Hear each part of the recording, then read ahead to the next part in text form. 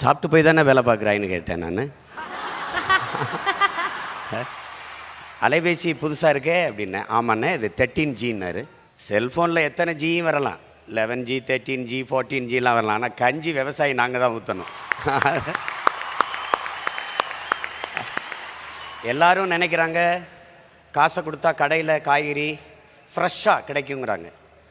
ஆனால் அந்த காய்கறி கடைக்கு வர்றதுக்கு தொலைதூரத்தில் ஒரு விவசாயி வெயிலில் காஞ்சி மழையில் நனைஞ்சி ரத்தம் வேர்வையாக உடம்பில் ஊற்றி உப்பு பூக்க கண்ணு மொழி பிதுங்க கண்ணச்சதை தொங்க வெம்பாடு பட்டு உழைச்சா தான் உங்களுக்கு காய்கறி கடைக்கு வருது, அரிசி பருப்பு வருதுங்கிறத கவனத்தில் வச்சுக்கணும். விண்வெளியில் பறக்கிறோம், வானூர்தியில் பறக்கிறோம். வளர்ச்சி வானூர்தியில் போகிறவனுக்கும் பூமியிலிருந்து தான் சோறு போகணுங்கிறத கவனிக்கணும். நீங்கள் எந்த நாட்டிலையும் கார் இல்லை செல்ஃபோன் இல்லைன்னு புரட்சி வந்ததில்லை. ஆனால் நீரும் சோறு இல்லைன்னா அங்கே புரட்சி வராமல் இருந்ததில்லை. அதுக்கான டீசர் உங்களுக்கு புரிகிற